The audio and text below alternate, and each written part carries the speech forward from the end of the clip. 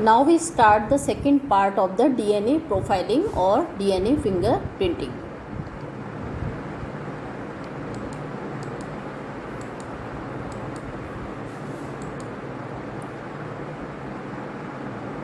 आगे हम देखेंगे types of DNA fingerprinting methods. DNA fingerprinting के कौन कौन से मेथड्स होते हैं, इसके दो मेथड्स हैं। एक तो है नंबर 1 RFLP या मार्कर बेस्ड मेथड और सेकंड है PCR based method. First RFLP restriction fragment length polymorphism method, जिसमें हम क्या करते हैं, डीएनए के रेस्ट्रिक्शन एंजाइम के द्वारा छोटे छोटे पीसेस कर लिए जाते हैं। जितने भी हमको रिक्वायर्ड होते हैं, जितने न्यूक्लियोटाइड बेस पेयर्स के हमको सेगमेंट्स चाहिए होते हैं डीएनए के, वो इससे रेस्ट्रिक्शन एंजाइम के द्वारा कट किए जाते हैं। आपको पार्ट फर्स्ट में मैंने बताया था कि रेस्ट्रिक्शन एंजाइम्स जो है वो स्पेसिफिक साइट पर डीएनए को कट करने का काम करता है। तो डीएनए के स्पेसिफिक साइट पर जहाँ से भी हमें रिक्वायर्ड है वहाँ से हम इनके सेगमेंट्स को कट करते हैं। ये सेगमेंट्स लार्ज भी हो सकते हैं और शॉर्ट भी हो सकते हैं। उसके बाद में इनका हम क्या करते हैं, जेल इलेक्ट्रोफोरेसिस करते हैं। फर्स्ट पार्ट में आपको जेल इलेक्ट्रोफोरेसिस के बारे में बताया था कि किस तरीके से जेल इलेक्ट्रोफोरेसिस किया जाता है। और जेल इलेक्ट्रोफोरेसिस करने के बाद में जो डीएनए सेगमेंट्स हमारे जेल के अंदर आ गए थे, और जेल कौन सा यूज़ किया जाता है, एगरोस जेल यूज़ किया जाता है।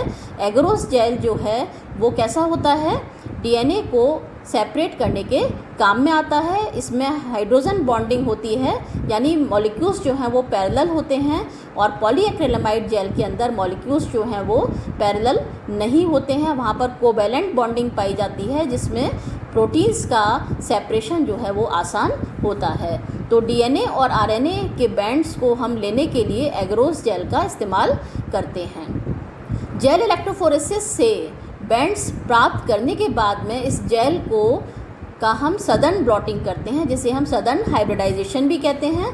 सदर्न हाइब्रिडाइजेशन में नाइट्रोसेल्यूलोज फिल्टर पेपर का यूज़ होता है।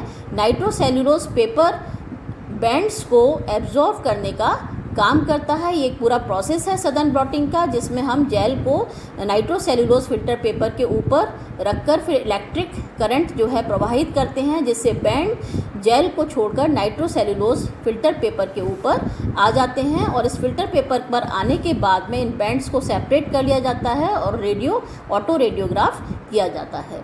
So originally RFLP by Southern hybridisation of restriction genomic DNA, but this is a time consuming method. तो ये मेथड कैसा था, लंबा था, टाइम कंज्यूमिंग था, इसलिए आजकल इस मेथड को यूज़ ना करके हम दूसरा मेथड यूज़ करते हैं, जिसको हमने कहा PCR बेस्ड मेथड, यानी पॉलीमरेज चेन रिएक्शंस।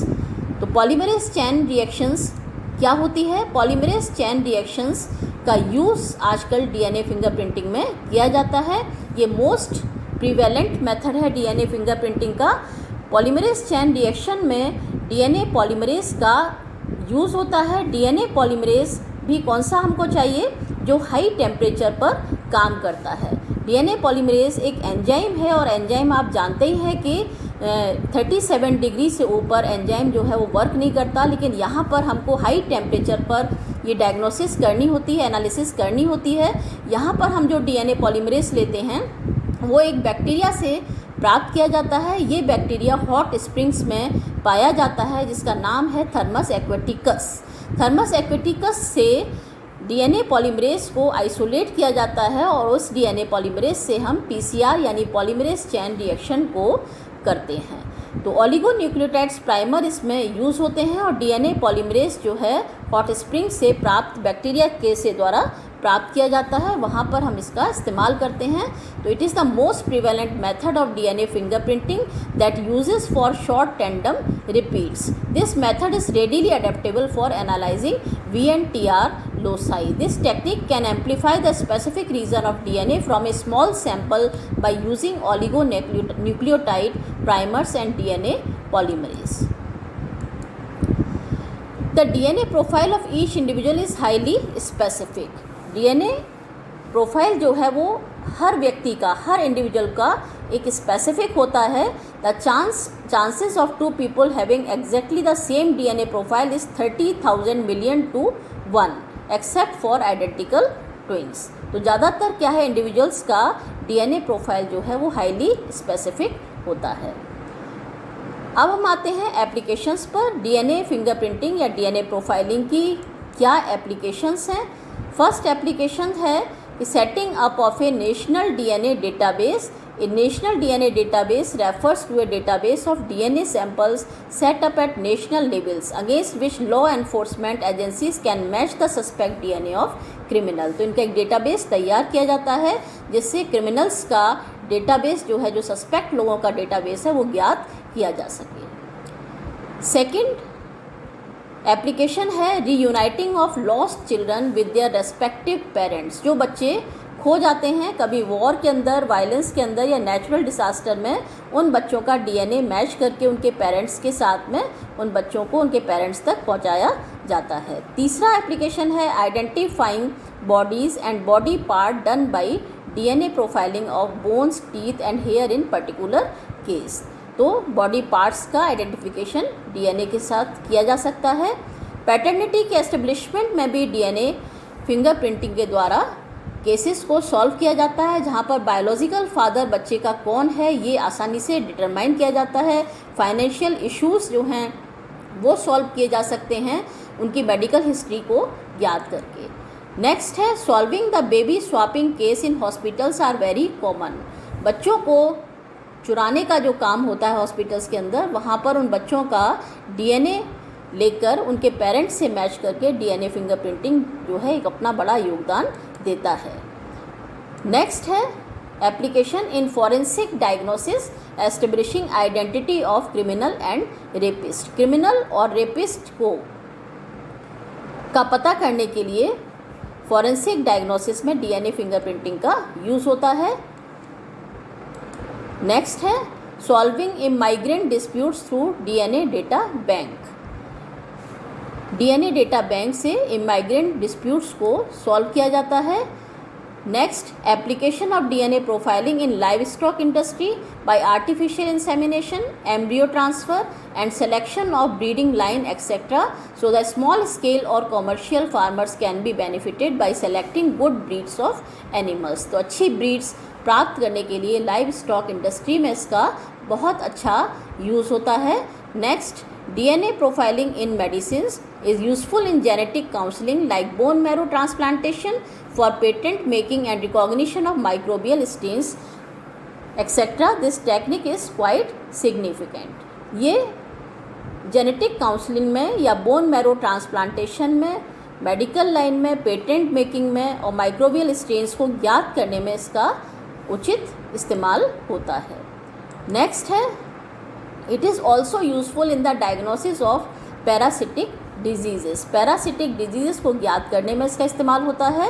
और लास्ट एप्लीकेशन है इसका, it is extensively employed for the diagnosis of inherited disorders like Huntington disease and sickle cell anaemia and cystic fibrosis. ये disease Huntington disease, sickle cell anaemia and cystic fibrosis को ज्ञात करने में भी इनका इस्तेमाल होता है। अब बायोलॉजिकल मटेरियल्स क्या यूज़ किए जाते हैं डीएनए फिंगरप्रिंटिंग के अंदर या डीएनए प्रोफाइलिंग के अंदर। ये मटेरियल्स हैं, ब्लड लिया जा सकता है, hair, saliva, semen, body tissue cells. DNA samples have been obtained from vaginal swab during sexual intercourse. इन मटेरियल को हम सैंपल्स के तौर पर ले सकते हैं डीएनए फिंगरप्रिंटिंग करने के लिए।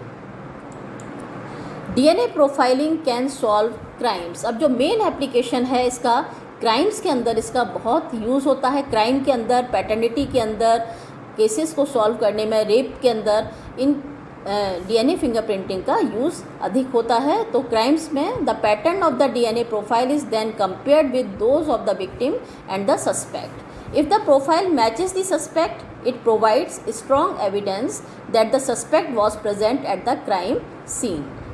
आसानी से इसको मैच कर लिया जाता है कि सस्पेक्ट जो है वहाँ पर क्राइम सीन में उपस्थित था या नहीं था।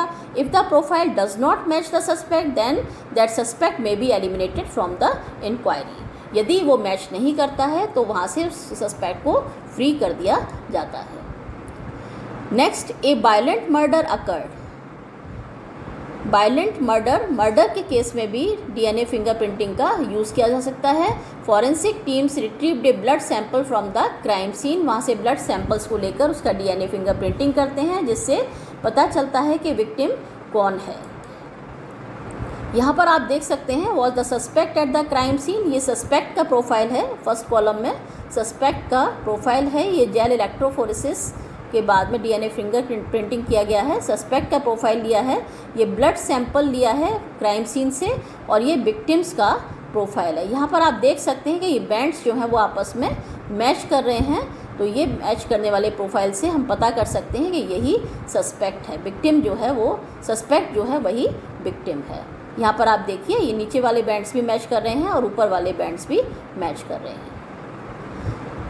नेक्स्ट एप्लीकेशन है important, solving medical problems. DNA profiles can be use to determine whether a particular person is the parent of a child. Particular person child का फादर है या नहीं है, पैटर्निटी को ज्ञात करने के लिए, फादर और मदर को ज्ञात करने के लिए डीएनए फिंगरप्रिंटिंग जो है बहुत यूज़फुल है।